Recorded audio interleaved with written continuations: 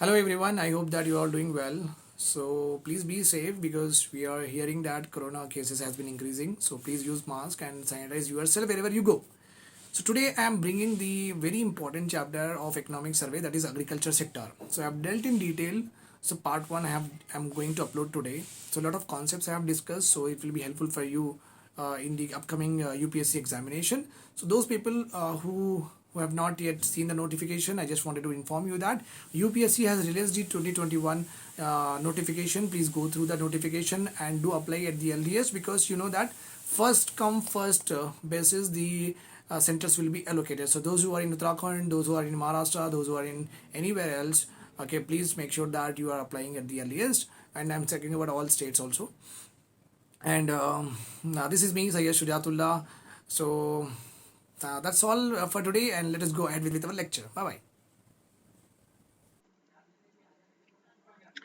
Hi everyone, let us go ahead with our lecture.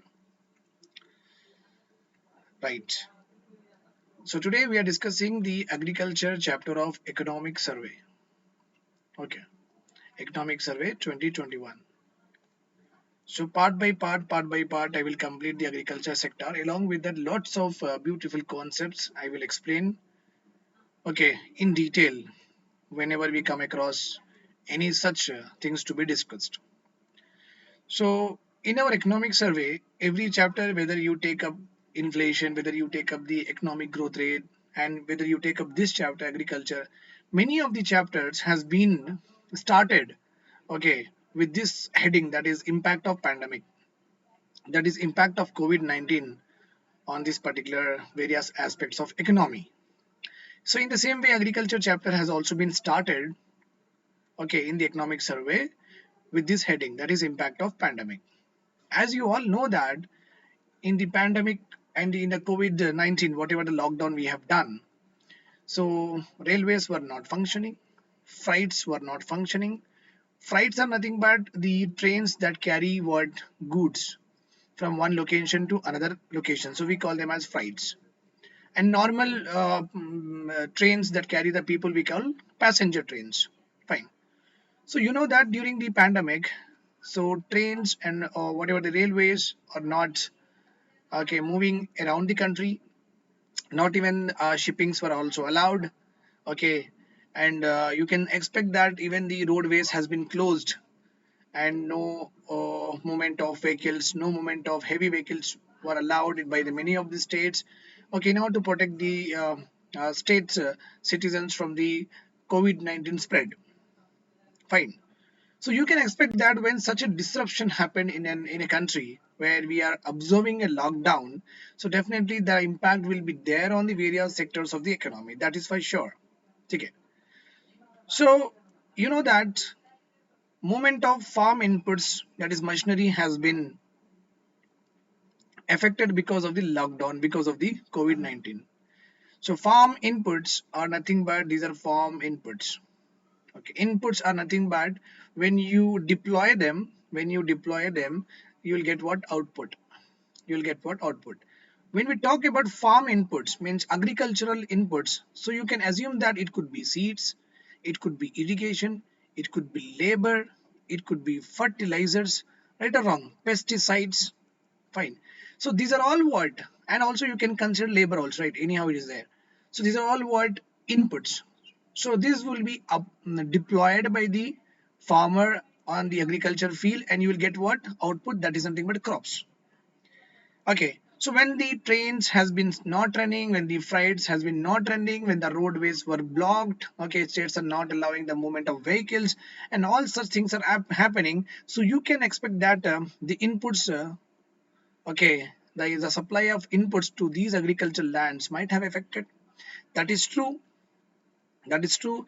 The survey says that the farm inputs, the movement of farm inputs has been affected. The survey also said that because you know that in a agricultural field, suppose I have a 10 acres of land, मेरे पास 10 एकड़ land है, इस पे मैं अकेला तो काम कर नहीं सकता हूँ. I need for labour, because मेरे से अकेले से तो होगा नहीं, मैं कितना चलूँ, ठीक है, मैं एक 10-15 लेबर रखना पड़ता. तो you know that in pandemic क्या हुआ, कोविड में क्या हुआ, okay, in pandemic and COVID, what happened is The movement of labor was also restricted or not. Many people wanted to go to their homes. So migration was the peak. Migration problem was the peak issue during the COVID-19. You might be aware of this. जब labour ही नहीं है काम करने के लिए तो फिर production कैसा होगा? नहीं होगा. फार्म इनपुट्स भी नहीं है, इनपुट्स भी नहीं है, लेबर भी नहीं है. So you can understand that agriculture sector would not have performed well. But अपना जो agriculture sector है वो दमदार निकला, बहुत strengthened निकला. What has happened is it has shown resilience. Resilience बोलते हो इन्हें fight कर. Agriculture sector has fought all the odds against it during the pandemic, and to our surprise, it has registered a growth rate of 3.4%. That too on constant prices when we are not taking inflation or price rise into consideration. तो बहुत अच्छा निकला. Growth हुआ agriculture sector, resilience हुआ. It has shown resilience. Got it. So अब ये बात इसका बहुत बड़ा कॉन्सेप्ट होता है. कांस्टेंट प्राइसेस में हम इतना खुश क्यों हैं, करंट प्राइसेस में इतना खुश क्यों नहीं रहते. So I will just wanted to give you one example for that. Okay, see आपके फादर की इनकम 10,000 है. ओके, एंड आप 3 चाइल्ड है, चिल्ड्रन 1, चिल्ड्रन 2, चिल्ड्रन 3. ओके, सोना, Mona and Soshu. Okay, 3 child hai.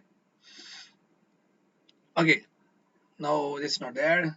So let us I'll take a very easiest one. The father is having 9,000 rupees of income. So 3 children are there, C1, C2, C3. Children 1, children 2, children 3. So father has distributed the income among 3 of them, 3,000, 3,000, 3,000. ये 3,000 से he bought 3 items, pen, pencil, sharpener. He also bought 3 items, pen, pencil, sharpener. He also bought 3 items, pen, pencil, sharpener. Now you tell me one thing. Forget that. Forget that. Now you tell me one thing. What defines standard of living? What defines standard of living? Standard of living is defined when you use, okay, high quality products, right or wrong? When you use high quality products. That is one aspect that will define standard of living. When you use more items, okay, to make your life easy, more items, more goods you are using, more commodities you are using to make your life easy, that will define your standard of living. Okay, I have a bike, I have a car, okay, then I have a mobile phone, I have a laptop, right or wrong? So the more the number of items I'm having, so what is that means? I'm having a standard of living. So the more I will increase, so the number of items I own, I will be going to higher standard of living. I will be going to what? Higher standard of living.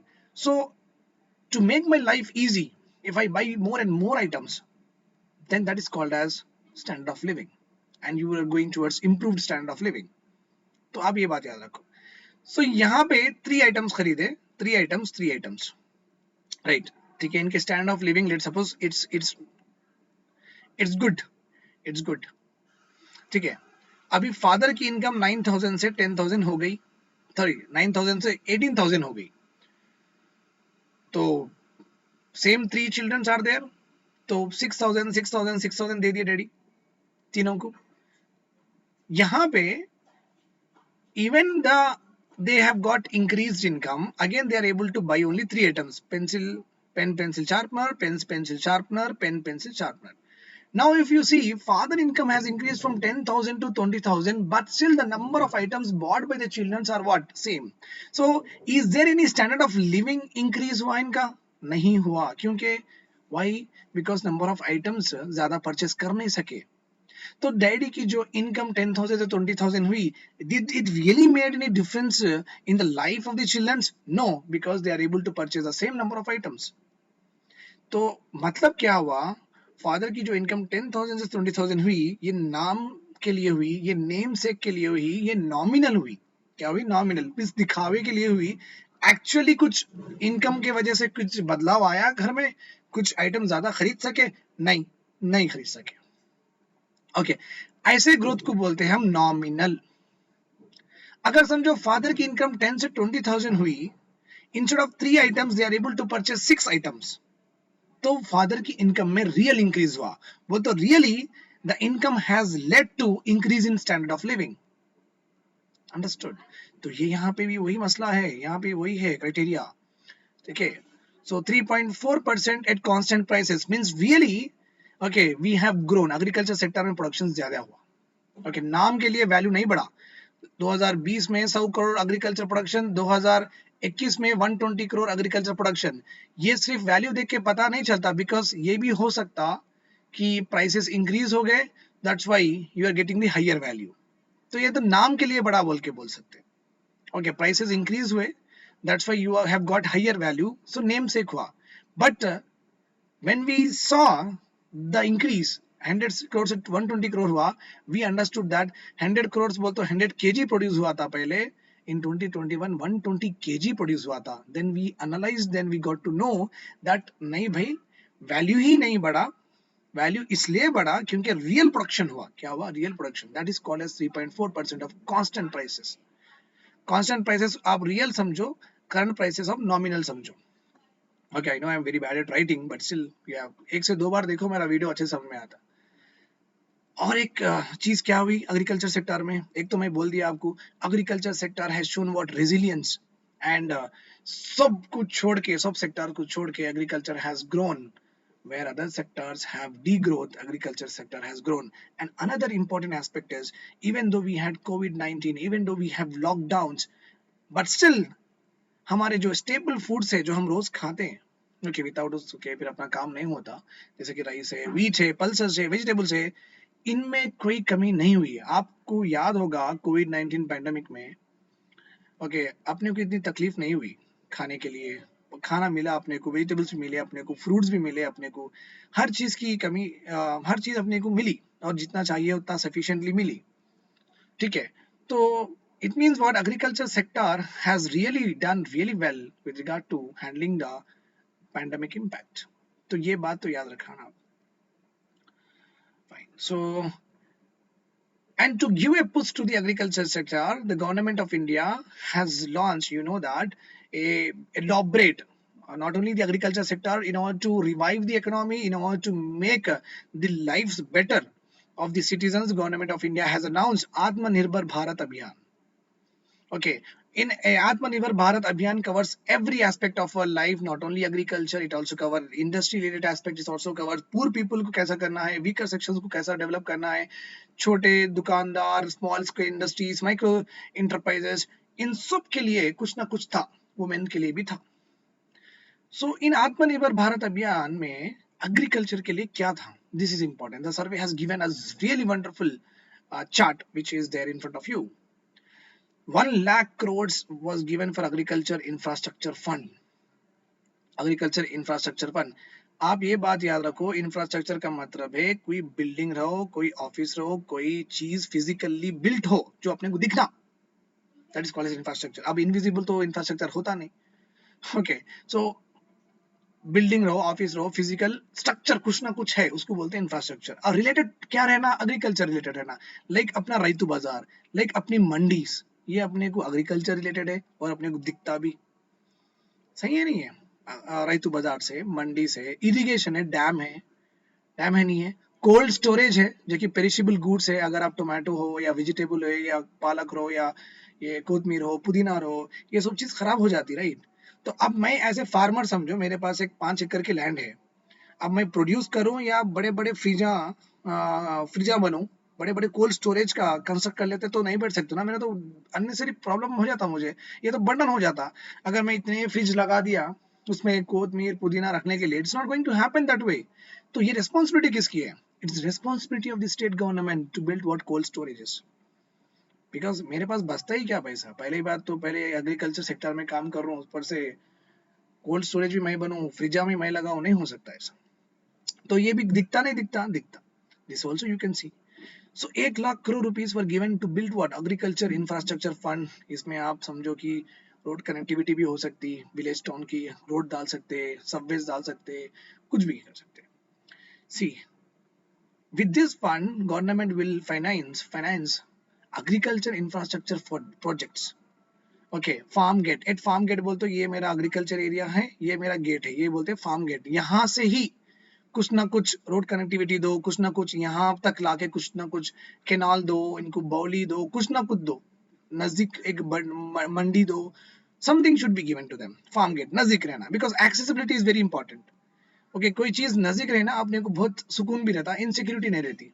Okay, so infrastructure projects to be built up at the farm gate at the aggregation point. So मेरा है, आपका है, सबका है. यहाँ पे एक infrastructure बना दो, यहाँ पे मंडी बना दो, हर एक जने जाके वहाँ पे प्रोड्यूस, जो भी उन्होंने प्रोड्यूस करते वहाँ पे सेल करते.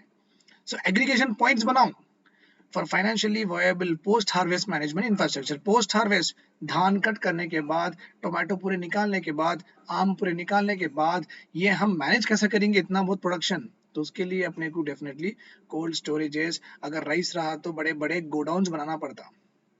गोडाउन, याद रखो ये गोडाउन है, नीचे जाओ, गोदाम नहीं होता.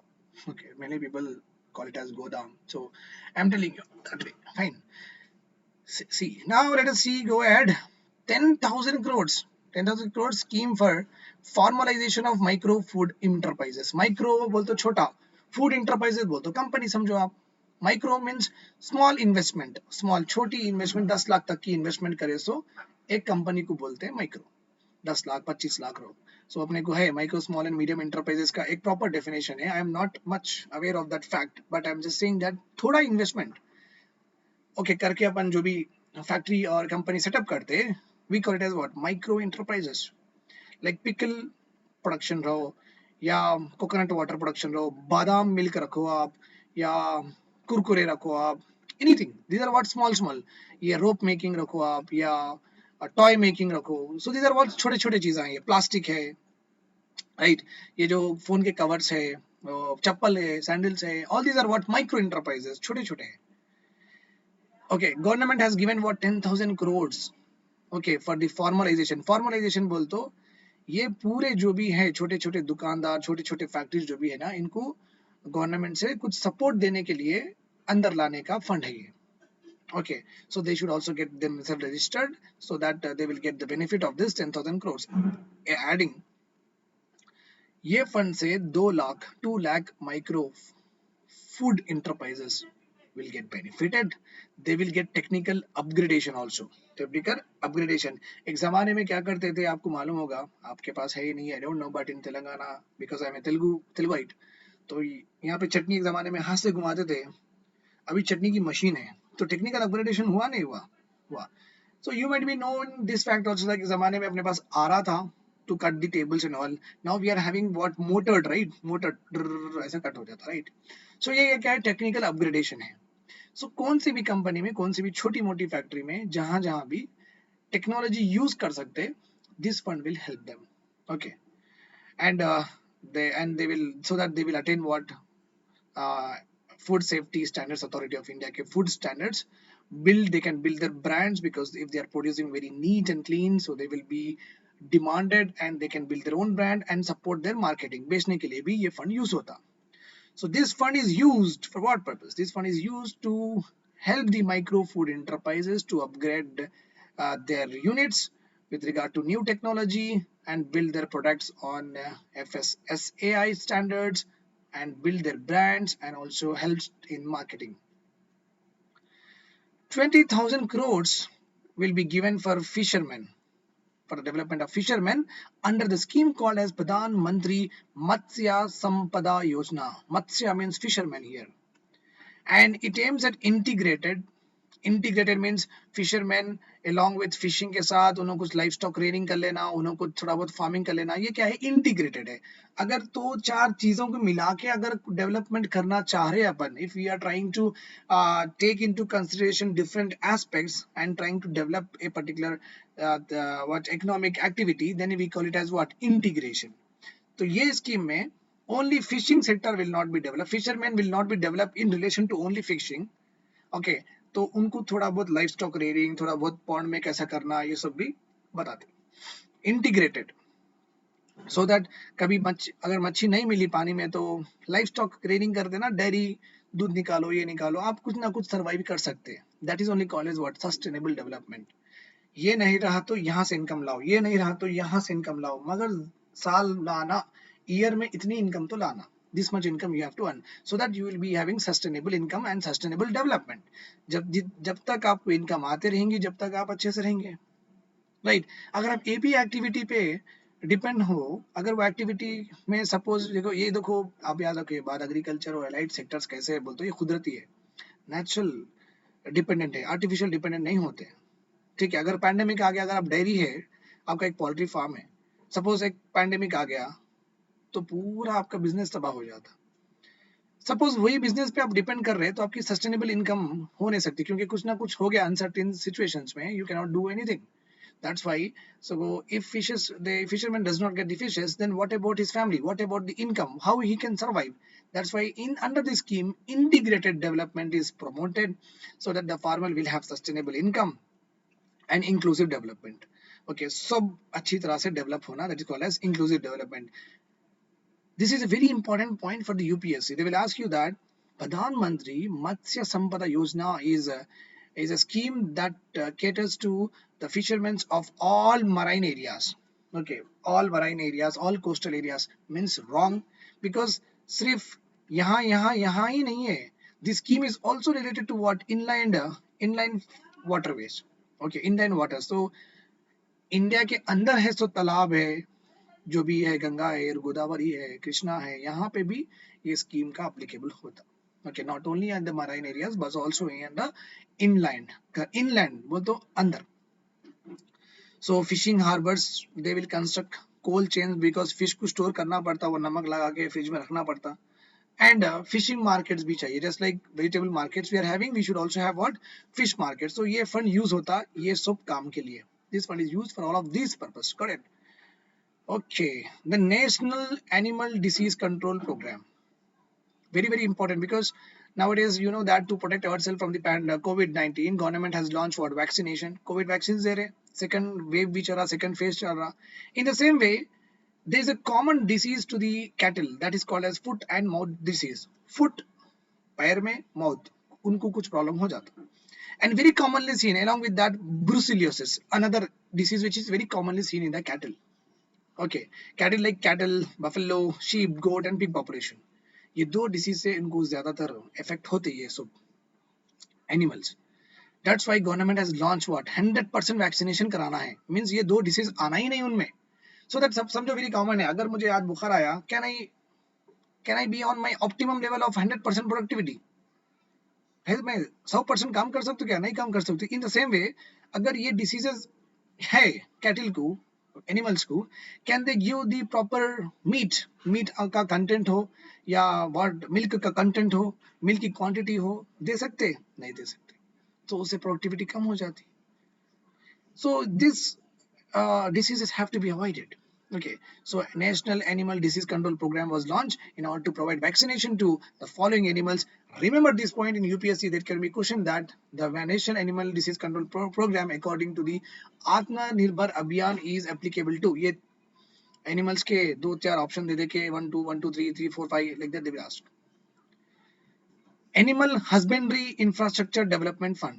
Animal husbandry बोल तो एनिमल को रखने के लिए केजेस रहो, ओके, उनके जो फार्म्स रहो, एनिमल फार्म्स रहो, ये पूरे डेवलप करने के लिए ये फंड यूज होता. 15,000 crore is given to this particular animal husbandry. Okay, animal को देख रेख के लिए, शेल्टर्स बनाने के लिए, या उनके फार्म्स बनाने के लिए, उनके केजेस बनाने के लिए, this particular fund will be useful. Okay, it also helps in diary processing.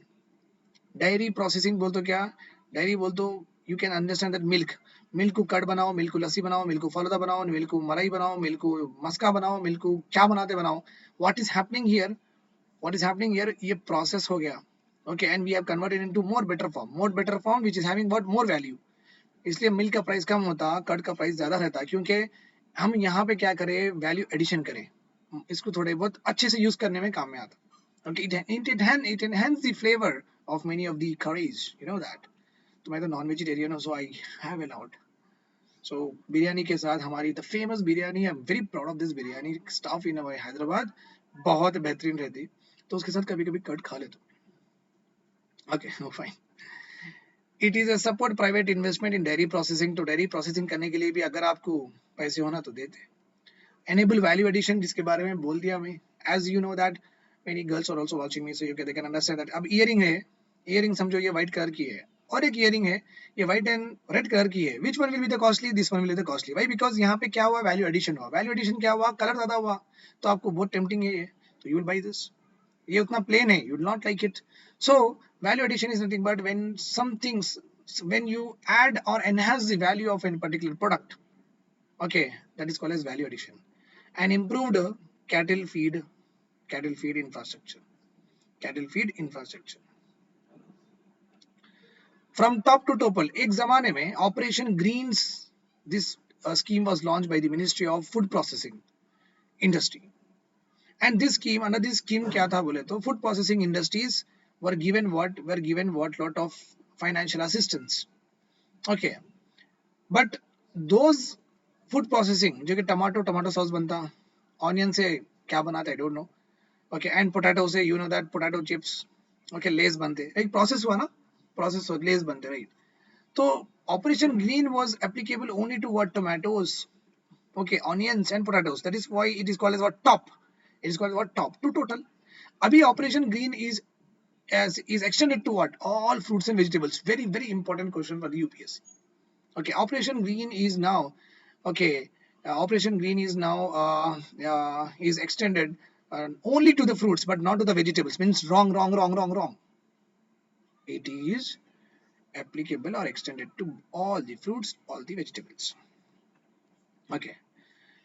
Then government of India has also bought a reforms in essential commodities act, agriculture की मार्केट, एग्रीकल्चर को बेचने, एग्रीकल्चर के प्रोड्यूस को बेचने के लिए farm bills like that, okay, उसमें बदलाव लेके आए। एंड एग्रीकल्चर प्रोड्यूस प्राइसिंग के लिए एमएसपी, जो भी एग्रीकल्चर में प्रोड्यूस होता है उसकी प्राइसिंग के लिए भी रिफॉर्म्स लेके आए, एंड क्वालिटी एश्योरेंस के लिए भी, क्वालिटी एश्योरेंस के लिए भी। So many reforms were brought by the government with regard to Essential Commodities Act, marketing of agriculture products and pricing of agriculture products and quality assurance, okay। ये जो legislative reforms है, means nobody can change it when it is a law, okay. अभी क्या हुआ, essential commodities act किसको बोलते हैं, essential commodities उसको बोलते हैं जो कि इंडिया में maximum people use it, that is called as essential commodities, just like milk, just like tomato, just like oil, हम यूज करते नहीं, राइस समझो। अगर ये एसेंशियल कमोडिटीज एक्ट में क्या होता, सप्लाई ऑफ राइस कम होगी इंडिया में, ओके, एंड एक्सपोर्ट भी है, राइस का एक्सपोर्ट भी होता।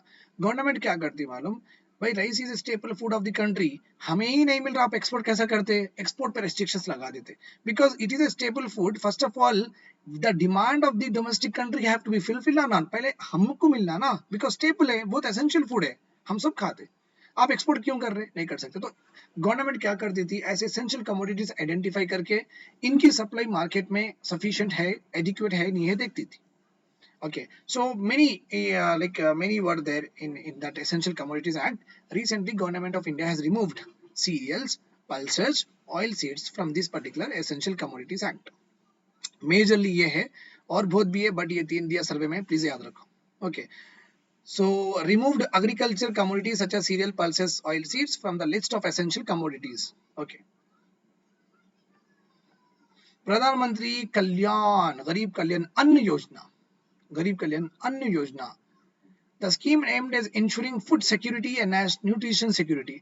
भाई आप ये बात याद रख लो, फूड सिक्योरिटी बोल तो 3 टाइम आपको सफिशिएंट खाना मिला नहीं मिला, मींस मॉर्निंग, आफ्टरनून, इवनिंग और डिनर, ब्रेकफास्ट और लंच एंड डिनर में आपको सफिशिएंट खाना मिला या नहीं मिला, that is called as what, food security.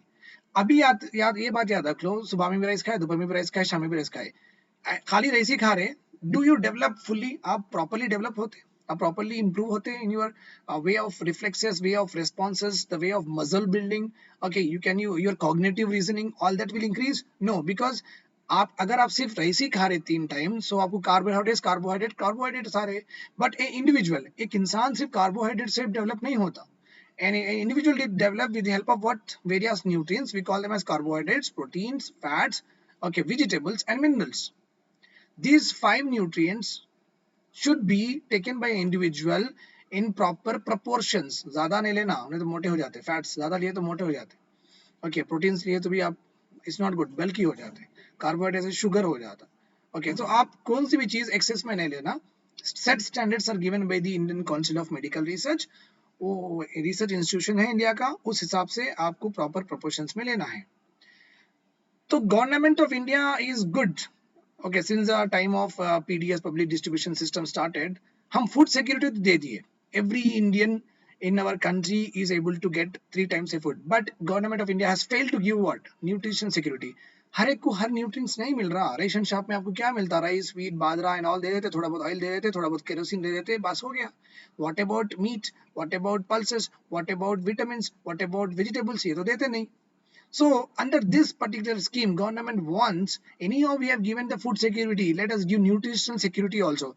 That's why आप याद रखो, मिड डे मील स्कीम जो बच्चों को आंगनवाड़ी स्कूल में देते, एक जमाने में खाली राइस देते थे, करी देते थे, आजकल 2 अंडे भी दे रहे, उसके बाद में स्नैक के टाइम पे एक बनाना भी दे रहे. क्यों दे रहे? क्योंकि न्यूट्रिशनल डाइट है ना उनकी. ऐसा 80 crores ration card holders will be helpful on this. One ration, one nation card is a slogan nowadays. अब मैं इसका समझाता हूँ आपको. सपोज हमारा तेलंगाना है, डेवलप्ड स्टेट है, यूपी, बिहार, उड़ीसा से, महाराष्ट्र से गरीब लोग आके यहाँ पे काम करते, उत्तराखंड, हिमाचल प्रदेश से गरीब लोग आके यहाँ काम करते, तो सेटल भी हो जाते, फैमिली के साथ आ जाते हैं. इनका रेशन कार्ड है कहाँ का? चलो भाई, इनका रेशन कार्ड है उत्तराखंड का, गरीब स्टेट का, यूपी का, बिहार का, वहाँ का है. रेशन कार्ड यहाँ का है. अब भाई ये बंदा है, इसकी बंदी, इसके बच्चे पूरे यहाँ पे रह रहे हैं. अब यहाँ पे रेशन कार्ड गए तो इसको तो आता नहीं, बिकॉज वहां पे रजिस्टर्ड है. अब क्या ये बंदा हर महीना वहां पे जाके रेशन लेके यहाँ पे आना, is that what government wants? How is it possible? It's not possible, because migration is very common in a country, because areas are not properly developed. Rural areas में उतना employment opportunity है नहीं, so they will definitely come to what? Urban areas.